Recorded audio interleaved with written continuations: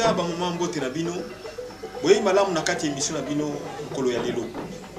nde biso na kati ya religion africaine tozali bongo susu na manaka tozobe na calendrier na biso africain nde po na lelo tozali bongo susu mokolo ya nkandu mwa zomi na motoba sanza ya libwa mobu mokama na tuku misato tozali bongo susu na bopemi ya minei po ezokende bongo na suka na yango pe tozali bongo susu na eleko bongo susu to pe na saison ya kintombo oyo ezokende bongo susu na kosukisa pe tozokota bongo susu na eleko na biso to pe na saison ya kisiu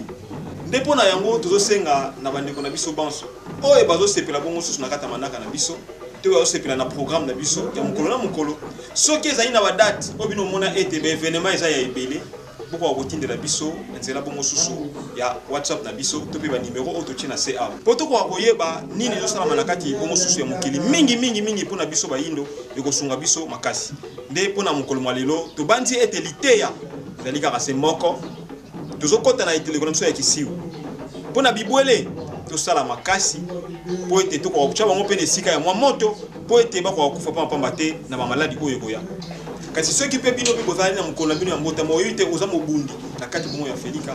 ozanga te kotinda basango na bino to mokolo bobotama po ete sunga biso tokoka bongo so kotombela bino botama elamu ndipo na baye banso botamaki mokolo mwa lelo eza nkandu na manaka bongo so bayindo